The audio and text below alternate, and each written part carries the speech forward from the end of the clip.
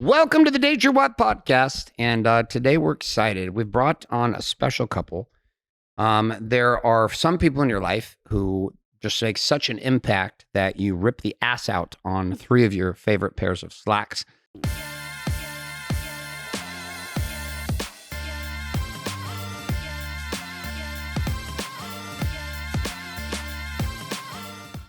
And two of those times occurred behind stage as I'm going on stage in front of 5,000 people, one of which happened with my wife.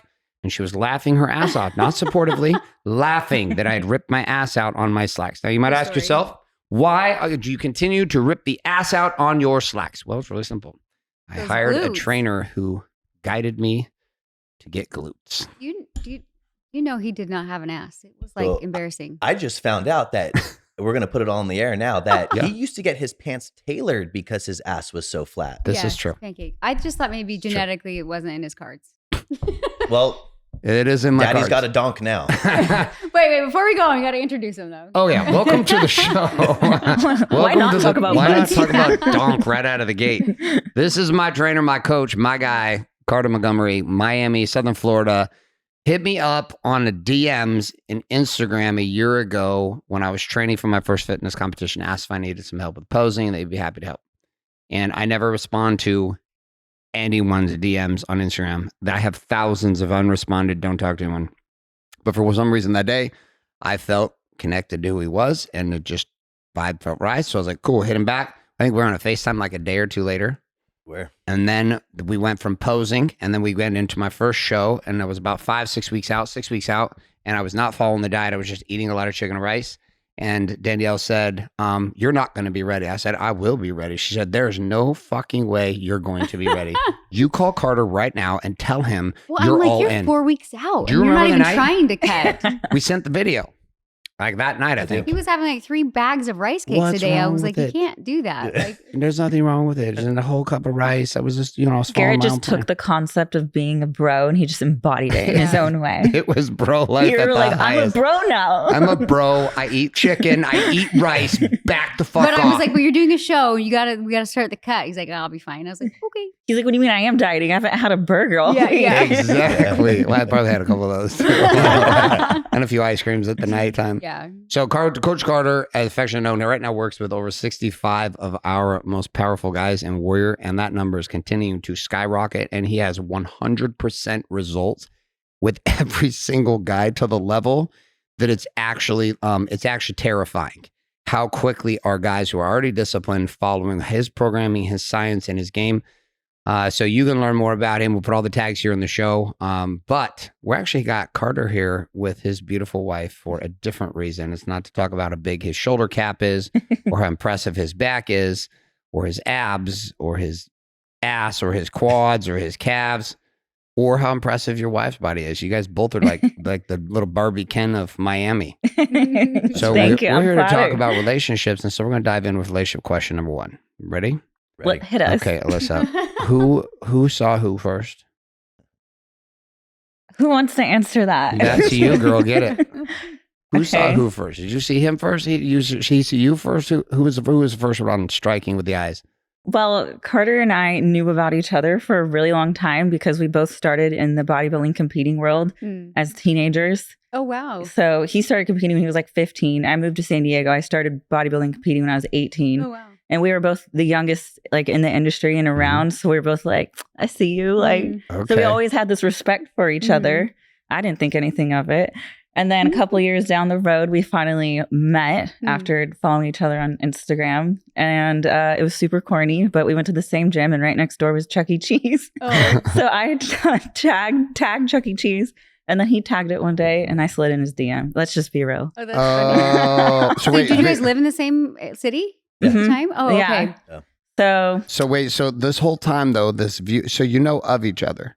We knew of each other. Okay. And always had respect for each other. Always admired each other. were you having any desire for her during this respect time, or were you two psychopathic, like obsessed with your competing? I was way too obsessed with my goals. I obviously was very attracted to her. But at the time I was actually in another relationship. And I saw that. So I leaned out. Yeah. Oh, you saw the other She relationship. knew I was in another relationship, and I was also just super focused on my goals and that. So I never really pursued it, but there's always been this mutual respect between us.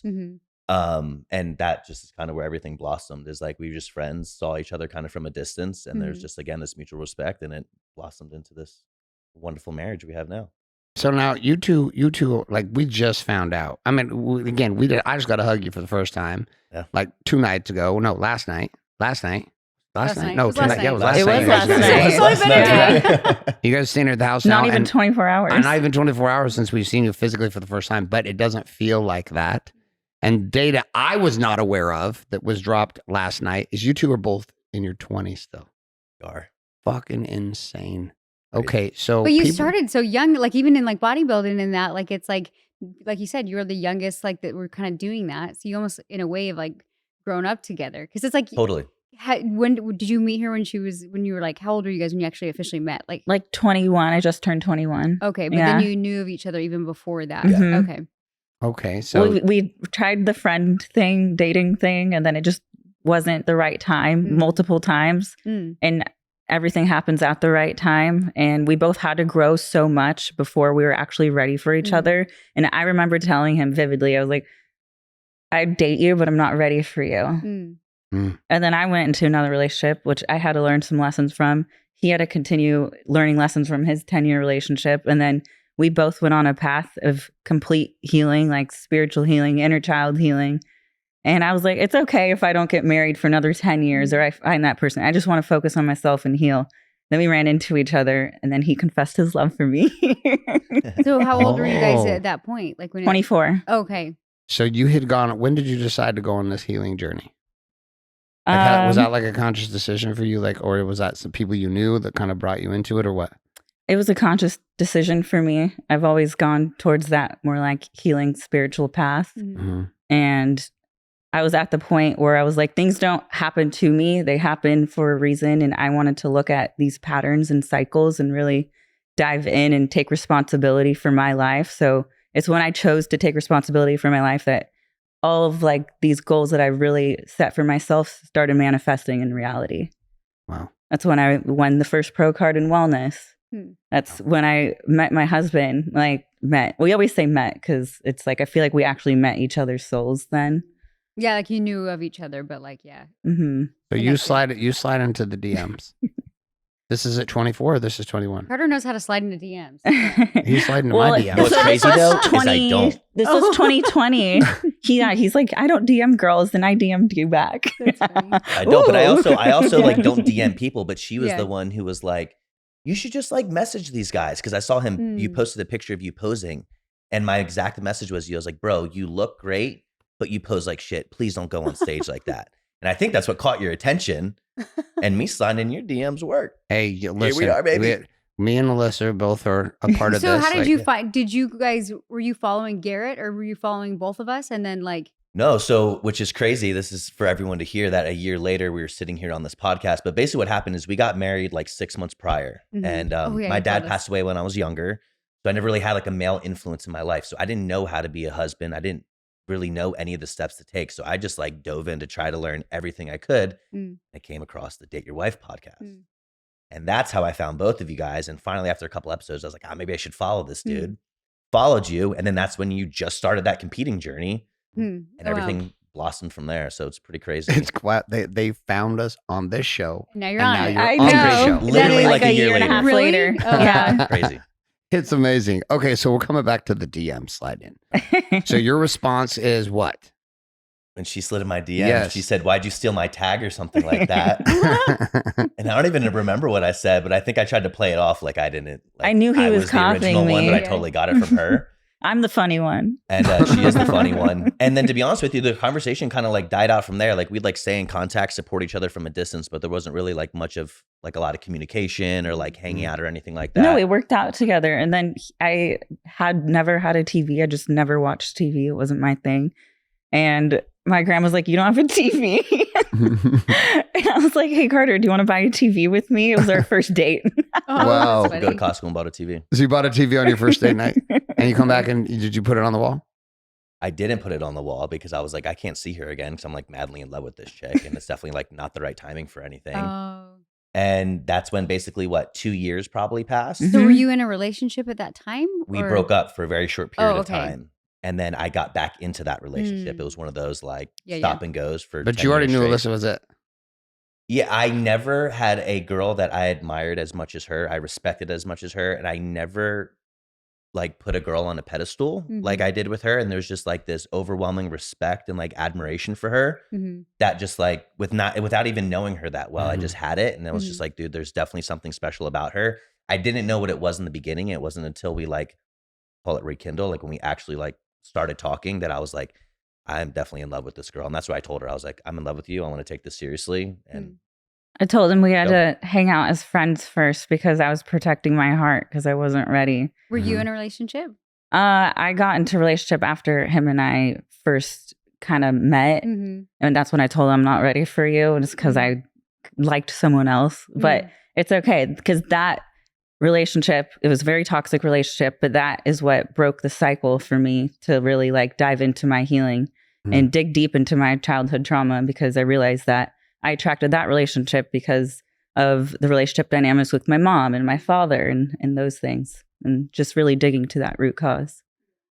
But it sounds like you guys had chemistry, but the timing wasn't right. It's exactly what it is. There's definitely chemistry. It's just those timing was everything. What's so cool is like that the timing came back around. You know what I mean? Because I always like Garrett and I, when we met, I'm like, it was like timing. Like he was divorced. Like I had just moved away. I was 18 years old. I'm like, we met at this like random church function. I'm like the timing of everything is just like, and when you're ready, your souls are ready to connect. You know what I mean? And that's exactly what it was, because when I saw her, we were both at that point where we were both single and both like made the decision on our own that we're like, we're not going to try to pursue another relationship or do anything. Like, let's just focus on ourselves.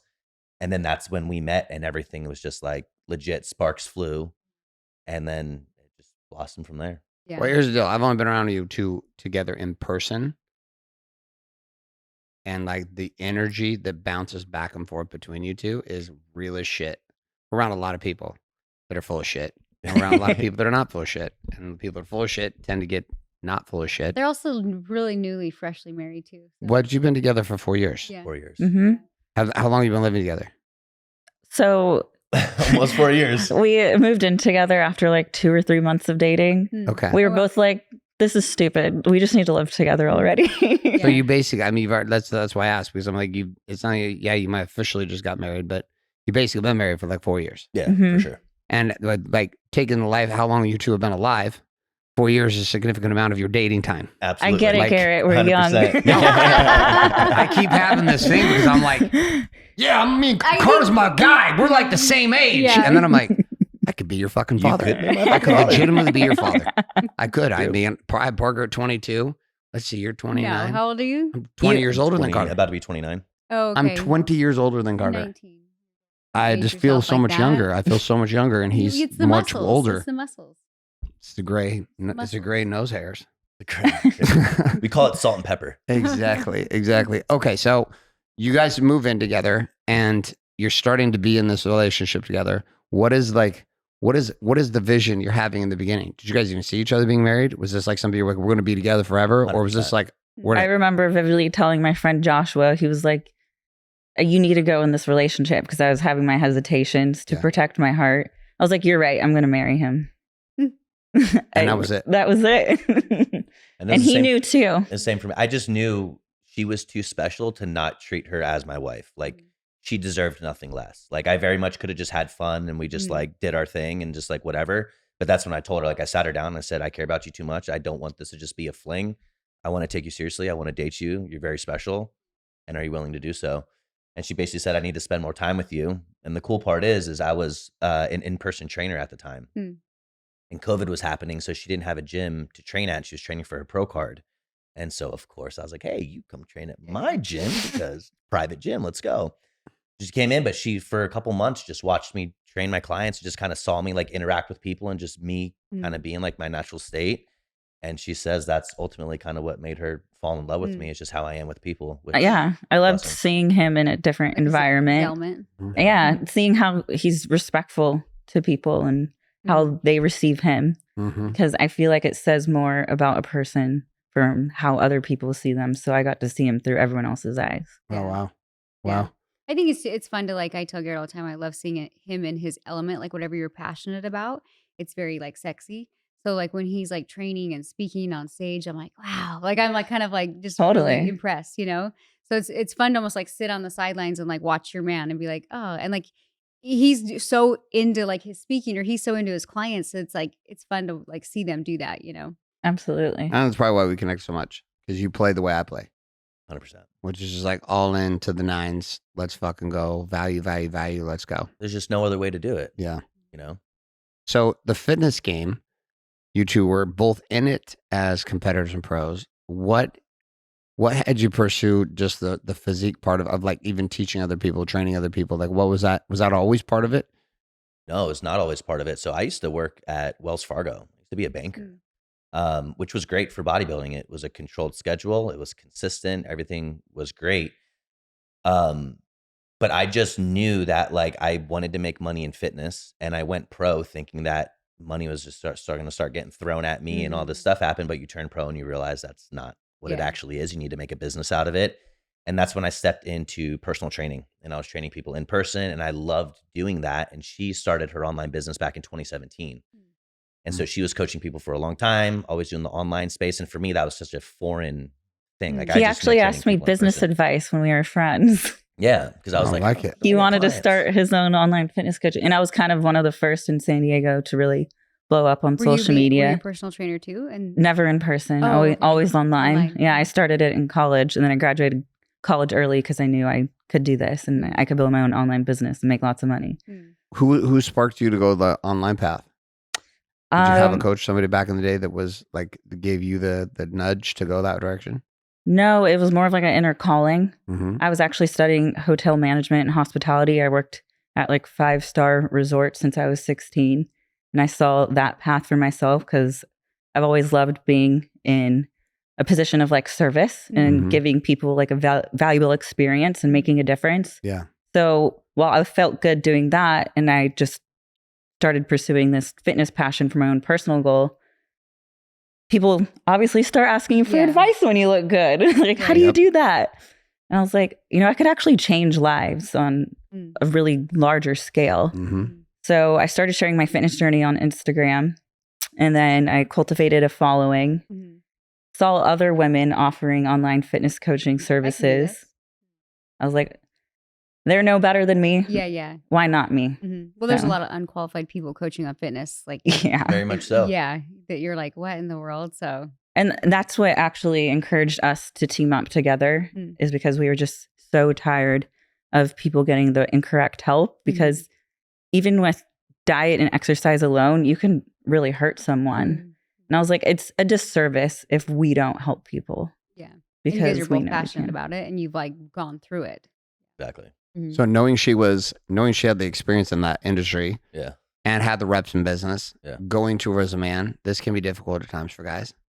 But for you, this was not a problem. Well, what was it like going and like leaning in to get her support from, for you launching the online business? Yeah. So the crazy thing is I was doing great as an in-person trainer. I mean, I was making the most money I ever made. I loved what I did. I loved my clients. I was working 10, 12 hours a day, 6, 7 days a week. I was very busy. And she, even from the beginning, was like, let's join forces. Let's do this. And I was like, no, the relationship's too early. I need my own money. I need my own thing. Like that seems too crazy for me. Like I can't jump into that yet. And so we did that for a long time. And finally we bought a house that was like about an hour away from my gym. So I was commuting a lot.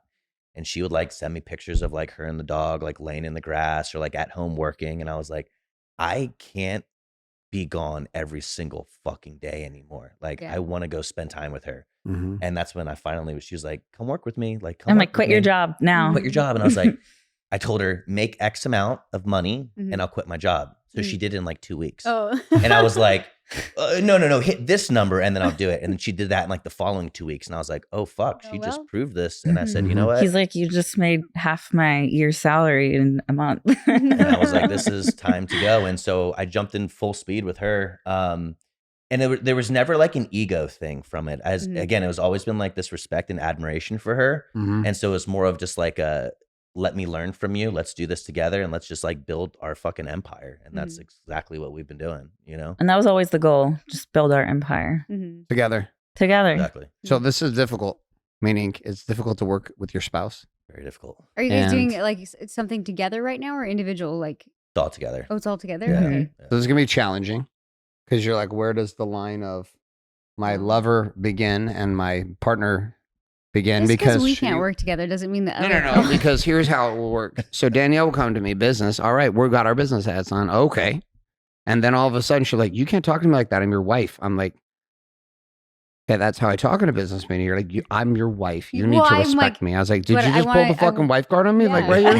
You can't go business boss bitch and then all of a sudden go wife card on me. I was like, so it was confusing for us. But add your 2 cents. Well, no, here's my 2 cents is like, I've heard him talk to other women that he works with and his tone is a little more gentle, but we're comfortable because we're married. So his tone is like he's talking to a dude, but he's talking to me. I don't sleep with those girls. I know, but I'm saying I've seen him interact with other women in business, but he talks to me like I'm a dude in business. I'm like, whoa. So then I have to pull out the wife card. Maybe I just need to be like, I'm a female. Please dial it in a little bit. Just show me your tits. That's all you have to do. And then he'll say that. And I'm like, I can't have a conversation. No, I can't. You interrupt my pattern the whole time. That's all. My boss is sexually harassing me. No, my boss. I was like, this is going nowhere. This is sexual. I'm turning this into HR. I was like, I mean, I think that we could work together. The problem is like you guys are in like the same industry. So we have 2 totally separate businesses. Yeah. Plus we have 5 kids. So for me, it's like when I try to bring him over in my business, I want help. And then I'm like, don't tell me what to do. Yeah. I mean, I totally respect that though. Yeah. It's hard. Yeah, it is hard. And we've had similar conversations about the tone. I remember every fight starts because of tone. Every single fight starts because of tone. It doesn't matter the context. Whether it's me or whether it's her, one of us is like, I don't like the tone. And it's just fucking fire. You're totally fucking this vibe up right now with your tone. Okay, I can't hear anything you're saying. Yep. Because now the fight's just about the tone. But then if you say, can you change your tone? Then immediately like there's defense mode. Yeah. But I mean, like you said, though, it's navigating business and the relationship. And again, that's one of the big reasons I even like sought out the podcast. And I was really just trying to learn how to navigate this stuff because, and we finally got to the point now where we're understanding that the business and the relationship are completely separate. But for the longest time, they were one. Yeah. And so there was no separation with anything. We live together. We work together. We don't have an office. We work in our house together. Yeah. We each have our own designated rooms. Yeah. So it's just trying to like navigate all that. And it's finally gotten to the point where we're understanding like it takes just as much effort as the business does, the marriage does. Like we have to separate things. We have to allocate the time for the relationship. And that's what we're finally learning and seeing big improvements with because it's been difficult for sure. We jam-packed a lot in 4 years. So in 2022 alone, we bought a house in March. He quit his job in June. We eloped in December and we left December 31st. Oh no, December 27th to move out of state. This is all in 1 year. Yeah. That's a lot. And then 3 months after that, we moved to Florida. She had a medical issue she had to deal with. Oh yeah, that was the end of 22. Monster to deal with as well. And then we're running the business and all of that. So it's just like in 4 years, so much has happened that it was like just trying to get a chance to breathe for a second and then understand that like we got to a point that we're super proud of, but understanding it's a whole different monster now and you actually have to try to control it. And again, allocate the time for things, like put a lot of intention into that. And if you don't, it's just going to continue to be difficult. I feel like when you're entrepreneurs too, there's always stuff that needs to be solved for. So Always. you can go to dinner and you're like, oh, I really want to bring this up. But then you're like, but I also want to like just chill. But then you get to this point, you're like, we have nothing to talk about. All we talk about is work. So then you sit in this weird, awkward silence. You're like, how was your day? How was your day? And it's like, so it's like you have to set that time aside, but like literally work on turning off your brain. Because we go through the same thing. We'll go on date night and I'm like, I really want to ask him about this. How do you guys differentiate now that you've recognized that inside of your relationship? How do you go on a date night and turn it off as entrepreneurs? Go ahead. Oh, no, I think that's a great topic because this is actually something that we're currently overcoming because even though we're with each other all day, we may not actually talk to each other all day. And then it's on my mind to be like asking him a business question. He's like, why are you asking me that right now? I was like, well, I don't see you. So now we're having to like designate certain meetings and times where we have appropriate conversations. So it's really just like delegating. Well, and then just also understanding that like when a certain time hits, business shit's turned off. There's nothing that is so important that it can't wait till the following morning. Yeah. But like in the beginning, again, I'm just all about value and serving. And like, again, like I want efficiency with everything that we put that to the side. Cause like, no, like this takes a priority. And it's like, we need to understand that our relationship is the priority amongst everything else, because without that relationship, the business, everything else would not be here, you know? How do you guys support each other, like spiritually in that? Like meaning like energetically, when knowing the ups and downs of the game, knowing the pressure and the stress that comes through, is there specific things you do for each other to help them, the other person, feel supported emotionally or spiritually during the process of building? That's a great question. So we used to, and that's where I feel like for the past year we've struggled the most, is we used to do little things when we like lived in California where random night, like it'd be a full moon, we'd drive up to the mountains and go like lay in the bed of the truck and like watch the full moon together. We'd go to the beach and just like chill random. Like we'd always allocate some time just to like actually kind of like step away from everything. Yeah. And then that's when like we'd be able to heal and connect. And like just not only connect with each other, but like connect with the earth and just like ourselves and just kind of like let everything go. And for the past year, we haven't done that because we moved across country. It's a new environment, all of these different things. So that's something we're actually trying to get back to, is like actually just allocating the time to like just support each other on that level, because we're both always there for each other, no matter what it is. But it's more of just like actually having the space for each other and allocating that time. Because without that, it's, you know, everything is just work, you know? Easy to make it just, well, and when you don't have kids, it's easy to make it just work. Well, and that's like you told me a while ago, you said, you know, running a business with your wife is one monster, but add kids to it and it's a whole nother one. And that's where it was like one of those things where I'm like, fuck, I need to get a grasp on all of this, because if we add kids to the mix, like, again, that's a whole nother thing to deal with. And I want to make sure we're in a spot where we're like ready to like handle that. But because we're also making it work, we're like, well, we can't have kids yet. Yeah, but you know what? You can create whatever you want. Exactly. What you have to do is create patterns for yourself. Like you said, like, okay, on Tuesday, Thursday, Friday, we are going to go take a walk on the beach or the boardwalk or whatever is by you. You know what I mean? Yeah. Because even like when you have kids, it gets even harder. But if you set those boundaries and if you set those, you know, times right now, it just becomes non-negotiable. Like for us, I told Garrett after I had our fourth daughter, I was like, I'm sorry, like we doubled our family, but I'm not going to stop our relationship. I'm not going to stop living life. So one of the things that we do is we have a nighttime nanny, even though we're not working, because I want to go walk on the beach and talk with my husband. And sometimes we'll just take a Frisbee down there, because I'm like, sometimes if we walk, I know business or kids is going to get brought up. And I'm like, I need to unplug. And we'll literally just like go play like some kind of softball or Frisbee. I love that. I'm a professional Frisbee player, so he gets really irritated, but it's fun. No, she's a professional Frisbee thrown into the rocks or the ocean, not ever to your partner player, which pretty much describes our marriage. Well, here, hon, go get it. I was gonna say, I don't give a fuck. Fix it out. Figure out where it goes. Wherever I throw it, that's where it's supposed to go. I'm like, this is entertaining. Thanks for the idea, guys. I just want to watch him run around. I'm like, oh. No, literally, she will literally throw it everywhere I'm not. Come on, I'm pretty good. I'm a good you're catcher. really good at. You're a great catcher. Yeah, I can. That's because I throw it right to you. I was gonna say, does that mean you're a great thrower? Perfectly waist high, just right there in the basket, just. True. Not Danielle. She's like, sprint, motherfucker. Go get that Frisbee right now. But I would say, like, if you want to have, if you're looking to have kids soon, start setting up those little things, because kids are a shit show. I'm not going to lie.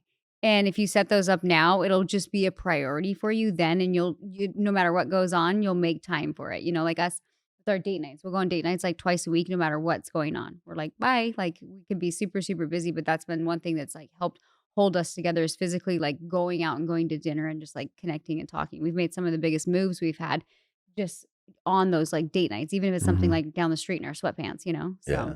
I love that, because you guys are the foundation. You two, without each other, wouldn't have any of this. Yeah. And that's a conversation we had last night at dinner. I said, I just always want to remind you, it was just you and me with nothing to start. And it'll always be that way. It was just you and me to start. So let's just always remind each other of that. On the pursuit of wealth and the pursuit of money, it comes with a price. Yeah. Right. And that price, most people allow it to distract from the connection of the relationship. And so it becomes easy to just get in your silos and go, which is what we did for a long time. I was gonna say, how we were raised and grew up, it was just like, we weren't as, I feel like now younger couples are more like spiritually connected. Yeah. We grew up in very much like, we had a connection when we were dating, but it was like, we got married and it was like, okay, hit the checklist. Like, I'm going to have babies, you're going to work. And then like, all of a sudden we had 2 kids and I was like, I don't really like you anymore. But it's because we stopped dating once we got married. We had this incredible connection and got married. And then we literally went into like, we got to hit the checklist of life. we got to be successful and have babies and have the picket fence and the cars and all this. And then all of a sudden, when we lost everything financially, it exposed us, and we had 2 kids at that point. And I was like, oh shit, I don't even have a husband.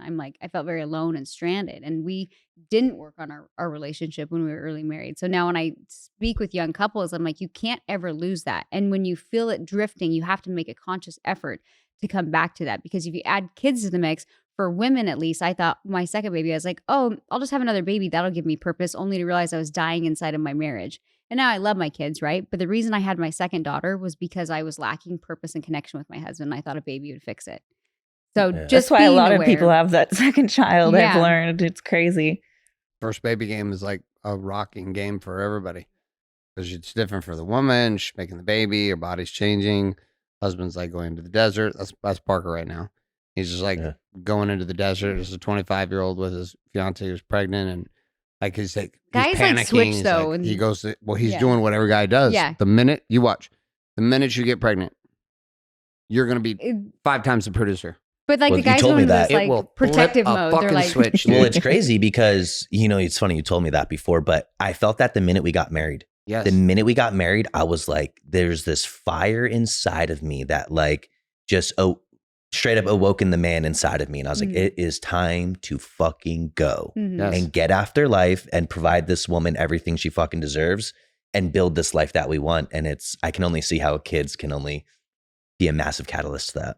They're a massive catalyst or a massive distraction. They're great cock blockers. Yeah. But you know what? We wouldn't have built what we had if we had not had kids. Kids put a healthy element of pressure on people. So I obviously I love kids. So whenever we just had a couple that we did a podcast with and they couldn't have kids. I'm like, no, you need one, just one kid. I'm always that girl that's trying to talk everybody into having a baby because I know what it has done for me. It's created the woman I am today. I don't even think I would have pushed as hard as I did in business if I didn't have kids. I know I wouldn't have. Yeah. So kid game is real. Are you guys serious about the kid game? Now? We want to. It's just for me, it's going to be smiley face over here. Yeah, I want a kid too. It's just going to be a journey because I'm going to have to go through a process too. It's not hard, bro. There's just never put a it good time. in. Yeah, put it in. Send the payload. He means a hormonal journey. A hormonal journey. Because hormonal journey. Carter's over here probably shooting some blanks. I got it. So I'm going to have to go on that journey. I would have been pregnant many times by now. You're the number of shots on goal we would have scored. 100%. Got it. So you're on the hormonal journey, and this has already started. Not yet. That's going to be probably the end of the year. I think it's going to be time for me to finally say, okay, time to go on this health journey. Yeah. The body goals and all of that, I can get back to it. I've been obviously focused on that my entire life and achieving a certain look, and I've achieved it. And I'm now okay with putting that aside and letting my ego go aside so I can actually build a family and go through that journey. And can I ask how that works? Because within bodybuilding, does it make does it make your sperm die? Can I ask My that? sperm were dead before I started bodybuilding, so I'm good. We had snipped it. I know, but I'm just curious about how that affects they the body. They call testosterone male birth control. Okay. It's not a guaranteed to make you infertile, but it will reduce sperm count and sperm motility. Now I've been using stuff. Again, I've been competing a very long time. So it's been 10 years of me using stuff. So again, can you reverse it or how does that work? So you have to go through the process. I'm going to have to come off of testosterone and then do something which is called a pregnancy protocol. So you implement basically a couple different compounds which would naturally increase my sperm count, my sperm motility, things like that. And then we go on the journey to try to conceive from there. But it'd be a 6-month process at least for me to go through that journey. And I also have to be okay with now. Yeah. I mean, I've been on testosterone for 10, 12 years now. But you know what's crazy? So coming off that's going to be crazy. Yeah. This just comes to mind. It's for you're in this space, it's almost like letting go of this identity. But also women have to do this when they get pregnant. It's so hard and nobody talks about it. You're you go from watching your body, you're what is happening? And then you have the baby and you don't even recognize yourself. Yeah. So I think you going through this will actually have you have so much more respect. Empathy. Yeah, and more empathy. Empathy, yeah. Totally. Yeah, it's wild. It's literally you kind of have to surrender and let go of this identity. Yeah, and it's crazy though because since we got together, I always wanted kids, but I was never ready to surrender and say, okay, I'm doing it. It was still always kind of about my image. Yeah. But I just finally got to a point where I'm no, that's more important to me than anything. And I've also proven that I can make anything happen. I'll be able to get my physique back in the 6 months. But you could help a lot of people with your journey in doing this. 100%. I'm sure there's a lot of bodybuilders, similar situation, things like that. I would document your journey of doing it. Totally. Because I think It's like when somebody loses a ton of weight after having a baby. Like for me, I'd be like really scared. And I'm like, oh, fuck it. I'm just going to put it up there. And people were wanting to know, how did you get these results? Like, what are you doing? Yeah. So when you go through that process, because you're in the fitness space, I would encourage you to like share your journey because it will probably help a lot of people. 100%. And it makes you so relatable. Like this, well, that's what I was going to bring up too. It's like a lot of people, and I'm sure they do it with you guys too, is they look at the nice house, they look at the nice cars, they look at all of this and say, oh, it's so easy. Like you guys are living the life, but not understanding what happens behind closed doors, the conversations, the struggles, the obstacles. Like everyone thinks it's so fucking easy. Yeah. But it's like, it's a whole different monster. Like if we just both had a 9 to 5 and like didn't see each other all day, miss each other, came home, had great sex and like slept and went, it'd be a whole different vibe. You know what I mean? It's just, everything comes with its own price and it's, you know, just willing to tackle it and keep pushing through, you know? Well, look at it this way. You're going to be willing to let your body change and she's going to be willing to let her body change so you can both bring life into the world. Exactly. And that's a powerful thing. And having a child should be one of the most selfless things that you do, and it will continue to be that way. Mm-hmm. So you're a parent forever after that. Yep. Mm-hmm.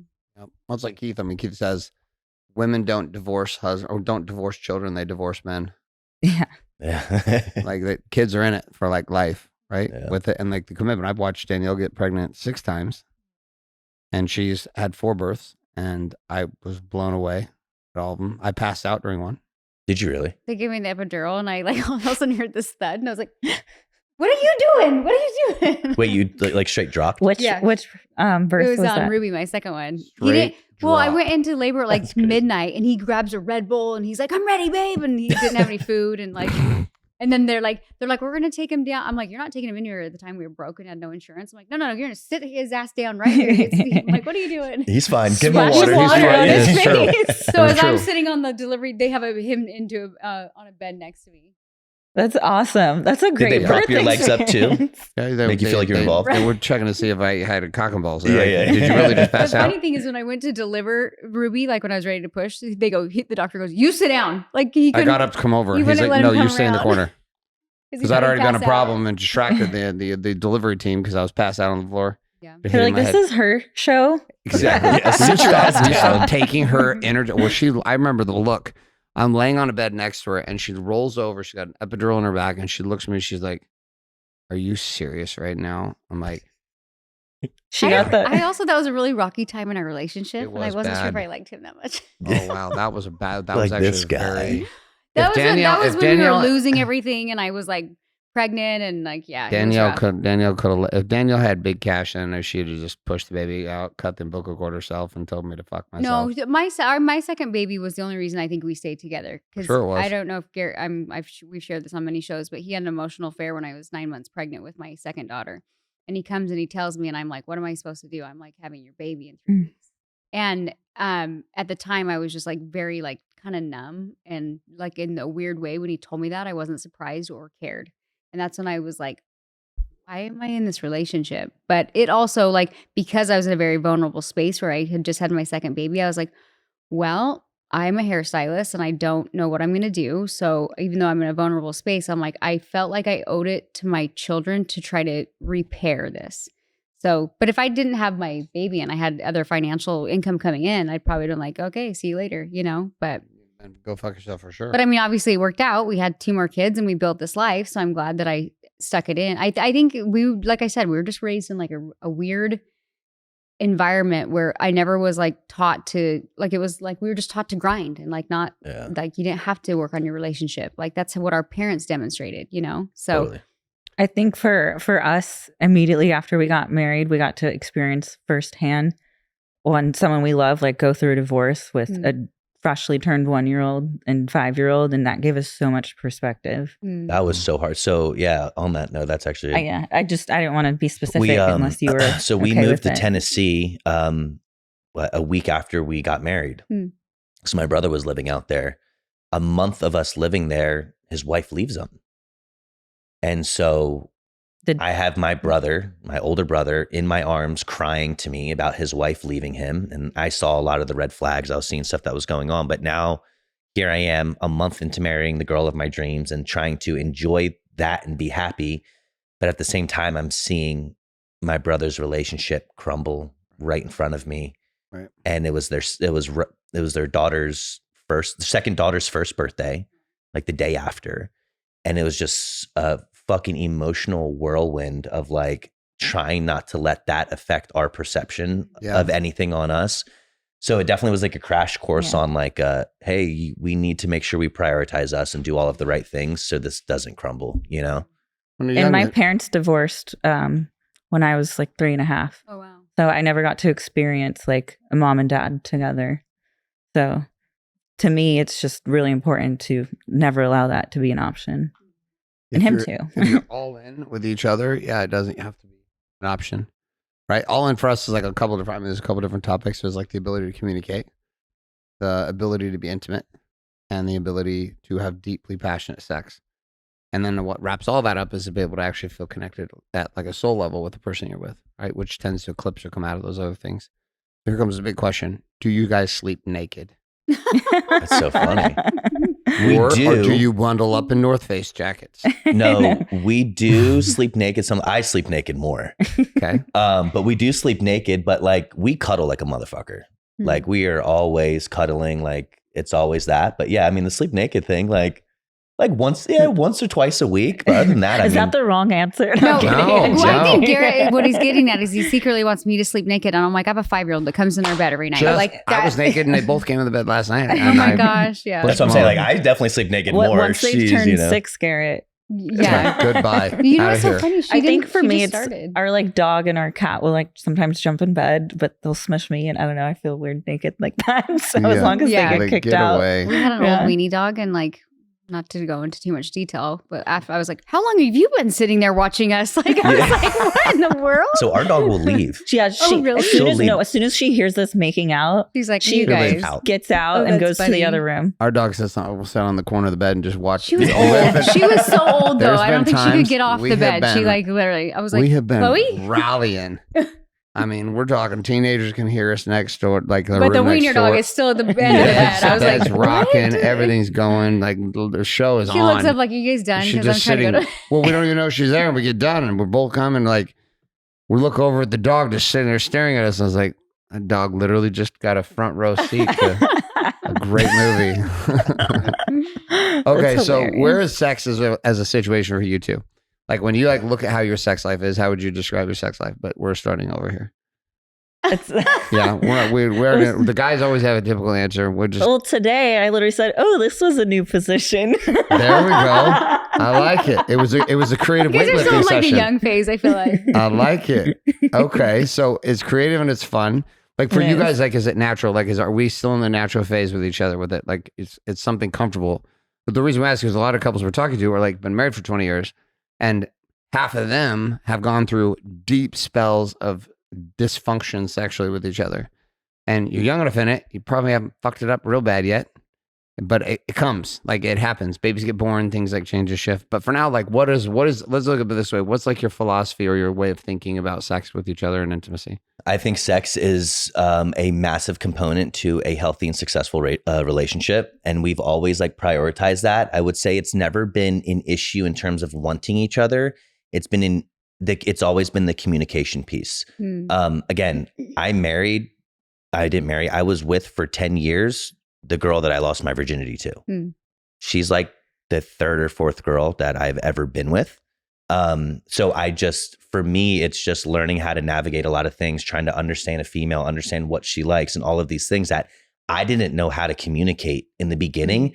And I also like sex was kind of a weird topic for me. Like I obviously fucking like love sex. I like want her and all these things. I just didn't know how to actually have the conversations and create the safe space for her and for myself to even have those conversations and see what she likes, like what I like and how to actually navigate all of that.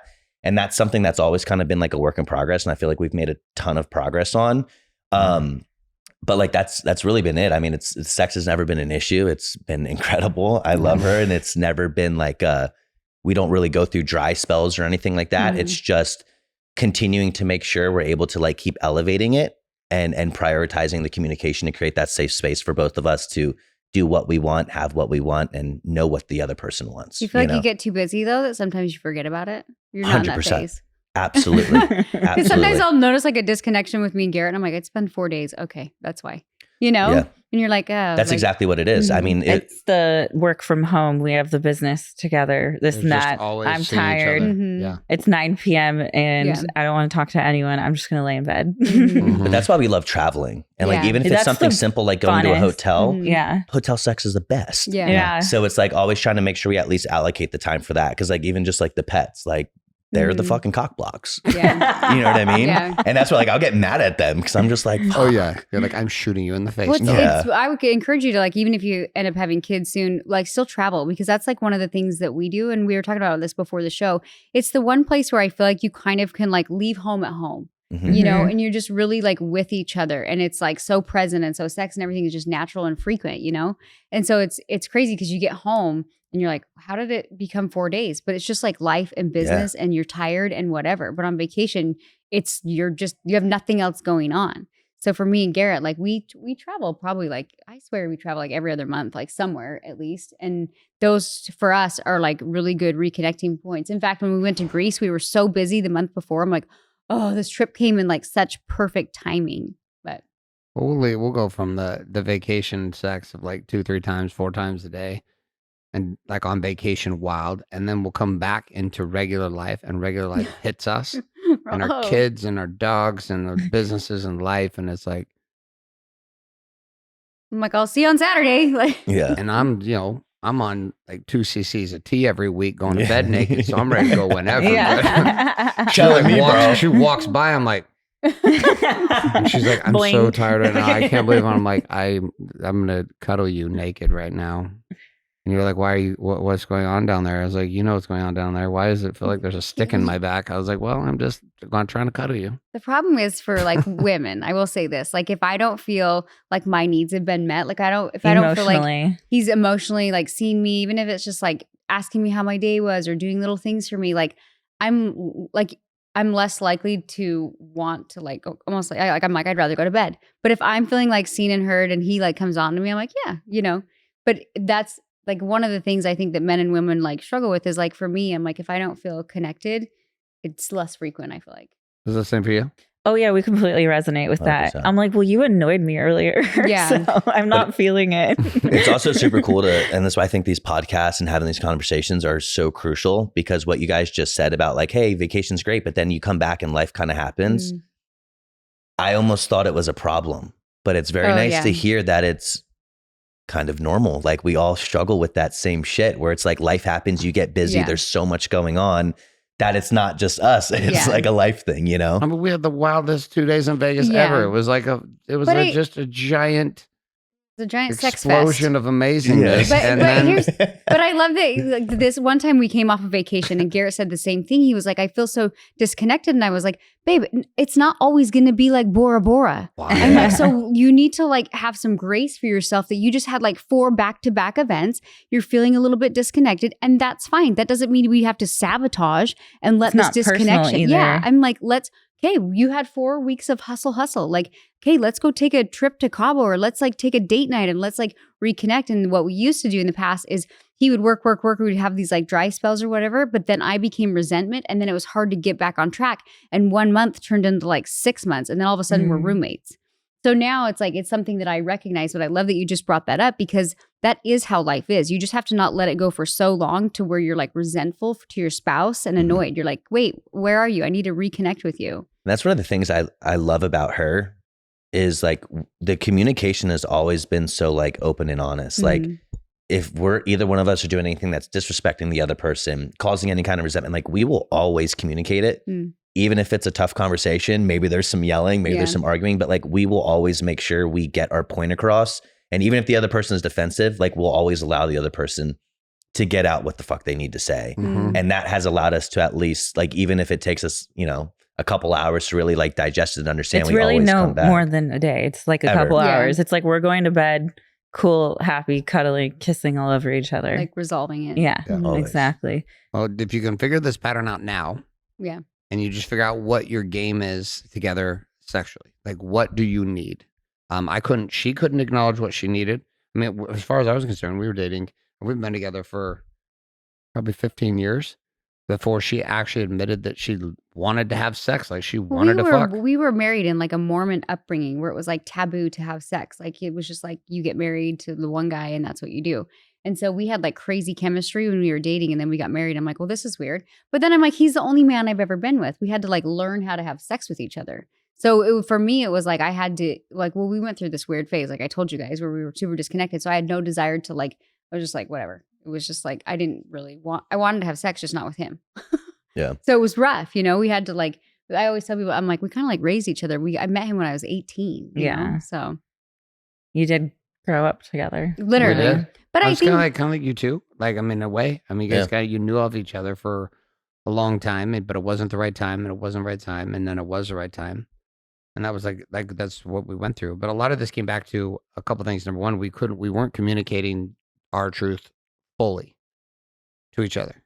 Here's what I want and need from you in this relationship. Here's what matters to me. Like she would always say, like, see you. But like if you feel that Carter's seeing you, what does that mean to you? Like, how do you know Carter can see you and you're feeling seen? Yeah. He'll take a pause and it's like a certain tone and like look that he'll give me. And I can always read him in his eyes. I can tell when he's truly connected because I see like that light turn on. Yeah. And to me, I feel like I can truly like look into his soul and he can see into mine. And there's no other way to really like describe that. And that's when I know like the guards are down, the ego's down, the defense is down. It's like, I love you. I hear you. Like, we're going to make this better. It's probably like frequent conversations like that. You know what I mean? To like, well, at least for me, like we have business conversations all the time, but I have to have conversations where we're like almost like feeling into each other's feelings, like you said, and connecting. And I have to have that like multiple times throughout the week. Otherwise, it's just life goes by and you're like, oh, we didn't like truly connect, you know? I think that's like one of the big things for me is like recognizing my own personal patterns and the things that I do that don't allow me to connect to her. Like I just get in work mode and it's like, dude, I shut everything else out and it's that. And I shut her out. I shut like literally everything else gets shut out except that. And so like one of the big things is like, you'll just walk by me and not even acknowledge me, not kiss me, not like slap my ass, like anything, just walk by me. And so it's just like starting to recognize these little things. And that's why it's great to have a relationship where you actually just like fucking tell each other that stuff. So I'm like, okay, cool. At least I'm mindful of it now. And I'll like put in the work behind it and like start changing some of my fucked up habits so I can continue to like cultivate, again, that safe space for her, you know? So is it something he says or is it something you feel? I think it's a feeling. Okay. Yeah. More of a feeling.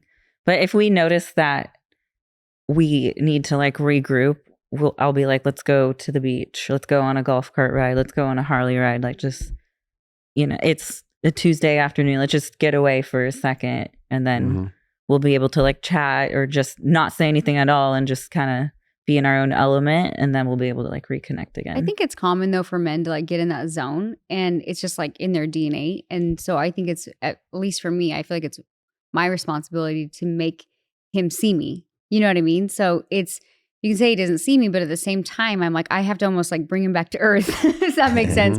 Because they just get so sucked into business. And one of the things like for me, like that I'll do with Garrett is I just like come up and grab his face and like, I'm like, hey, and just kiss his face, you know, or something simple like that. And it like almost like distracts him. He's like, oh, like his guard goes down, you know? And so I think men need that. They need almost like they get so in work mode that you can't be offended because essentially they're like trying to provide and take care of us. But it's also like, okay, let me bring him back to earth so he remembers how hot his wife is. Yes.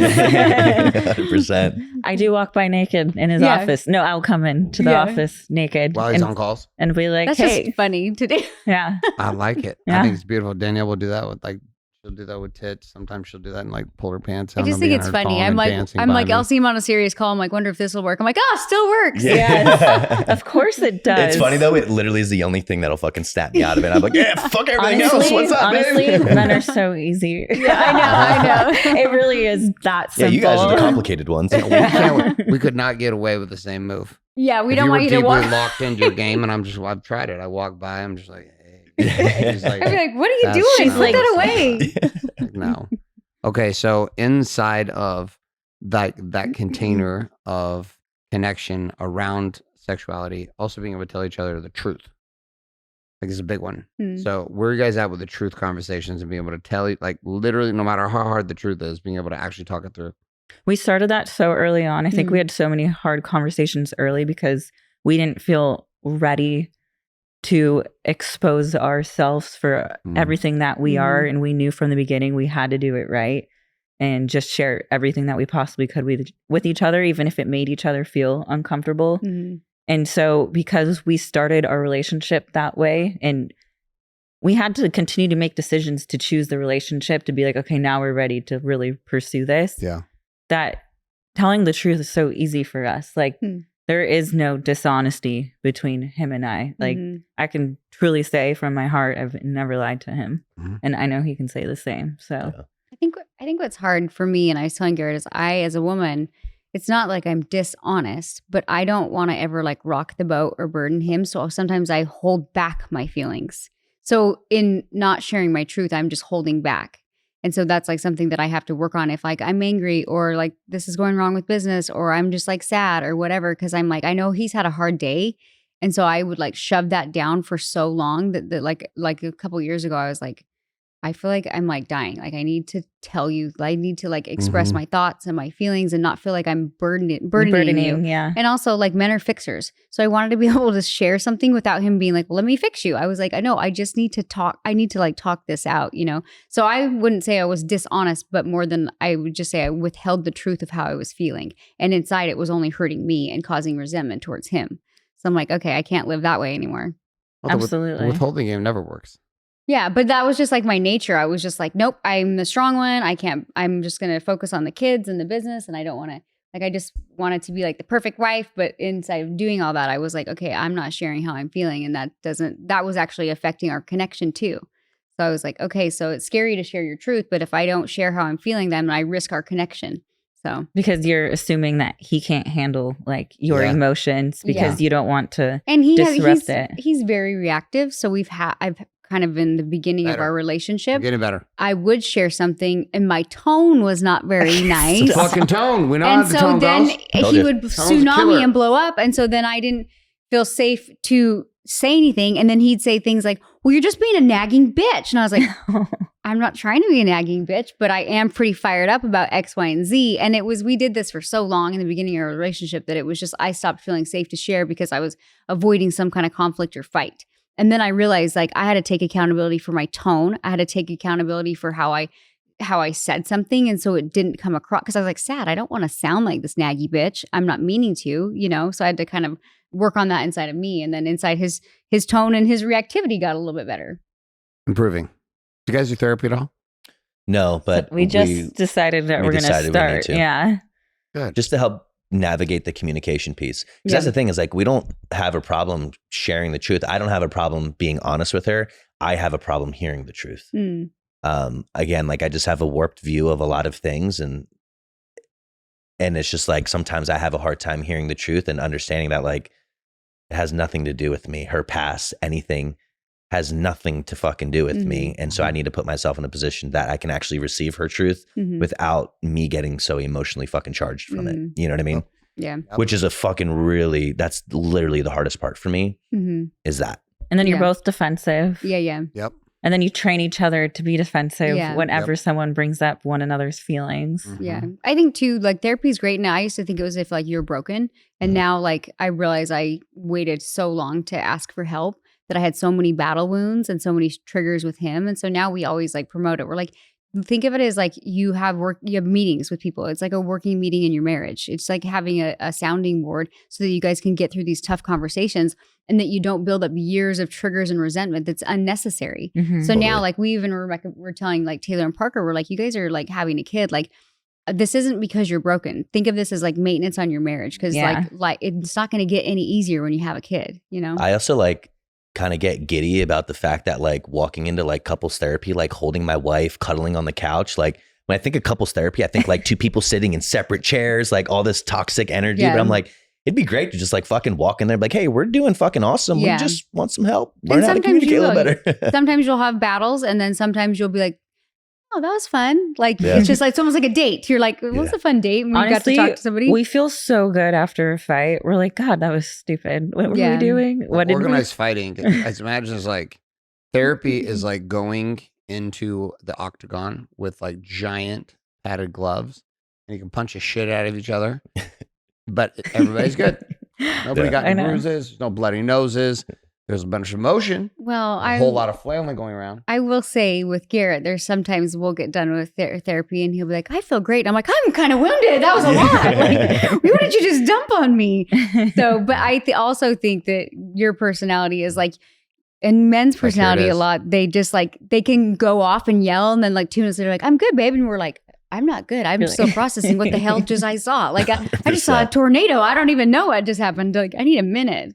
And I used to like get super offended. Now I'm like, he was just processing his own shit and it wasn't necessarily about me. So I've learned to be very patient with that aspect and been like, hey, I can be like, oh, I'm so wounded. Now I'm just like, he was getting out of shit, you know? And I'm like, he's hurting and I can help him through that. Therapy would be good. We got the guy for you. Let's do it. Bring him on the team. He's great. Like, he's a little quirky. Quirky. He's a little quirky. I thought you said porky. No, he's like, you're really smart. And you're like, porky. Yeah, I don't listen to fat people. That's right. It's like being welcome to Miami, Latin America. Yes, está muy gorda. Yeah. Gordita. Do you guys both speak Spanish? I speak Spanish because I learned it in school and then just growing up in California. Yeah. I mean, we'll be in Mexico and she'll be navigating fucking everything to everyone. And I just sit there just you're like, all right. like, what's up? It's funny. It's Danielle. She's just arm candy for us in Mexico. And everybody tries to speak to her in Spanish. And when we're in the Middle East and like Dubai, they'll talk to her in Arabic. Everybody guys talk to and the her in dark hair. Italian. I'm Everybody like, just assumes she speaks in our I'm language. like, I'm from Utah. Sorry. Utah, I speak Utah language. Yeah. Okay, so here's the final question then. When you guys look at like you two as a couple at the stage you're in, number one, like there's your generation of kids and adults, like kids from teenagers now becoming in the young 20s. You get around most like young, I should say kids. You get around with young kids in Orange County, it's the same thing. Your age, like they're not even the same fucking ballpark as you do. They're still figuring out who the fuck they are, trying to work at the sandwich shop, ride their e-bikes around with their buddies. Like, it's just like, it's weird though. Like, it's weird to us, right? And I found that to be the case like around the country now. What is it you two chose to like take this on, like at your age? I mean, you guys got married in your mid-20s, right? I know I'm saying I was 27, we got married, and Danielle was 20. So we were both really young too. On the wealth side of it, it's beautiful because you don't waste a decade and a half fucking around. But I'll start here with like, for you, Alyssa, like what was it that was driving the decision to actually get married in a world of people who aren't even getting married anymore? Mm-hmm. And a lot of them aren't even getting married. They're just like, yeah, fuck, I'm not even getting married. But what was it for you? I think we like hated this new concept that the man and woman shouldn't get married and build this wonderful life together and be together forever. I did have 2 wonderful examples. My Nana and Papa were married for 57 years till my Papa passed. My Nona and Nona are celebrating, 70 years together. Yeah, my grandpa will be 90. And wow. I loved seeing, so my Nana and Papa, for starters, built a business together. They started with $1,000 in the bank and became multimillionaires. So to them, I grew up around that and the success and seeing them work together and have this bond as a man and woman, like creating this generational wealth or opportunity for their whole family coming from, my Papa came from immigrants from Italy and my Nana came from a family of 9 children in Minnesota where they all packed up together and like their station wagon and drove to California. There were nothing, you know? And for me, I still wanted that. Like that was my dream. And he's always been very traditional and old school. And I really admired that about him. And when I was just dating guys, like everyone's such a fucking loser. Yeah. And it was so hard for me to conceptualize that reality with the men that were around me. So when we got together, I was like, this is a reality. Like I can have this. This is achievable. So deep down, it was always a desire. For him, it was always a desire too. So when we met each other, we're like, this is it. Like I get to live out my reality and dream. So I don't know. Did that answer the question? I completely answered it. It's beautiful. Well, you had the impact of legacy and the impact of people that you love who had demonstrated a path. So you saw the path, you're around the path, and that path became your path. Like in our world, it's the same thing. This is why like even doing this show for us is a version of being your Nana and being your Papa. Like, which is like I'm saying, is like we're trying to show an entire new generation of couples that are rising in entrepreneurial power in their 20s and their 30s that you can do this and you can do it in a way that doesn't fuck both of you up for 2 decades. Because our whole group of our age group in our 40s and 50s, that's what we deal with Wake Up Boy. We deal with the carnage of couples that got together. They were in love with each other. They got pregnant. They had a baby. And then shit goes off the fucking rails for the next like 15 years. And they have another baby and another baby and another baby. And then it's like they get to this point. And these are all the dudes that you meet in Ascent Brotherhood who you didn't meet all these guys in their fucked up stage. Yeah. It's like now they're in their powerful stage, but there's like this carnage. So for you, what was it that drove for you? I mean, you had... I watched my mom lose the man of her fucking dreams when I was 5 and my brother was 9. And I watched her try to find that again. And she's still to this day has never found that. She still speaks so highly of my dad. And just like, I watched her lose the man of her fucking dreams. And so I just know that like our time is so limited. And like, I always wanted my person. Like I always wanted what my mom and dad had, even though I don't even remember any of it. But just like, again, 20 something years later to hear how my mom still speaks of my dad and how she was still so madly, always said I would still be with your father. We were so madly in love, like all of these things. I was like, I always wanted that. Like, it was just like ingrained in me. And that's why, again, like I never fucked around. I never did any of those things. I always just wanted my fucking person. I just didn't have the right person until I met her. And when I met her, I was like, I'm not fucking this up. I am not fucking this up. Well, like, no way. When we started dating, he's like, holy shit, you're another version of me. And I was like, and you're another version of me. So imagine what the fuck we can do together. Yes. And we knew we like supercharged each other and we amplified each other. And we knew we could build the life that we've always wanted together and it was with each other. But for us, it's just, we've always made it known that it's him and I, and it'll always be that way. You guys have a lot of like traditional values, which I think are like missing in like the 20-year-old space. And it's exist. Like, but yeah, so it's cool to find like rare couples like you guys that still, I mean, like have values and morals and standards. I mean, and just have that traditional mindset, but it's a twist because like the traditional mindset of our parents was like, you got married and you didn't have to try on your relationship anymore. You're like very traditional, like male and female, but you also understand that marriage is work and it's a constant effort and that you're not just persevering, that you're co-creating. So I love that you guys are sharing for young couples listening that this is not just a game of like get married and then stop trying. It's a game of expanding together.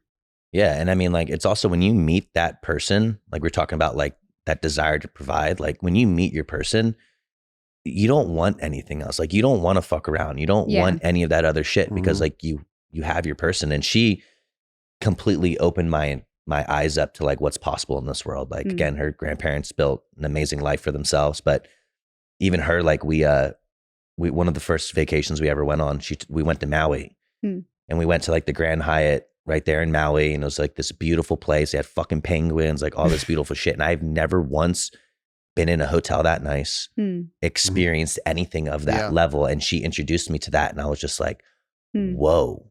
Like it just completely opened my eyes up. And she's like, this is possible. Like we can do this, like all of this. And she just kind of like set the bar. And once she did that, I was like, oh, I can get us there. Like, we can do this. Let's fucking go.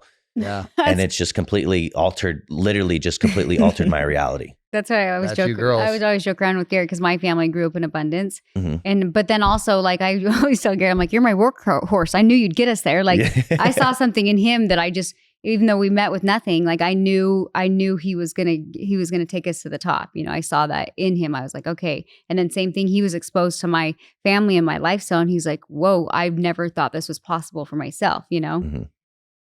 Now you hear, and both of you setting the standard, and you're on the path, and we have some big shit to do together. Yes, sir. And you two are amazing.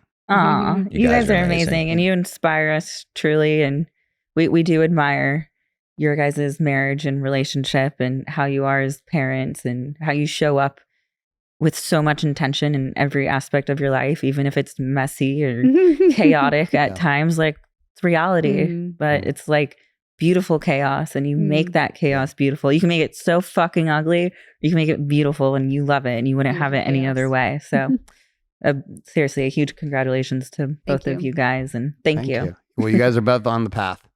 You have the beautiful feminine oracle eyes and connection, like as a woman, like pure fire. The minute I met, she walked in, I met her. I knew exactly why you were taken by the girl. She has the eyes. The same thing I did with Danielle. I couldn't do anything about it. We can see into their souls. No, you do. You have soul eyes. Like Caitlin, Peter's Caitlin. What's her name? O'Toole, right? Yeah. O'Toole, yeah. Caitlin's the same way. Caitlin's sitting right there. Yeah. Same thing with the eyes. You can see it's like powerful women who are soul connected, which we need at this time. 100%. Soul connected women who are deeply in their feminine, who also can stab a bitch if they have to. Yes. Is also still deeply in their feminine, right? And at the same time, men who have morals and standards and commitment to excellence. Like these two things. And you two embody this as a young couple. Like it still is mind bending to me because either I think I'm way younger than I am, or you two just operate.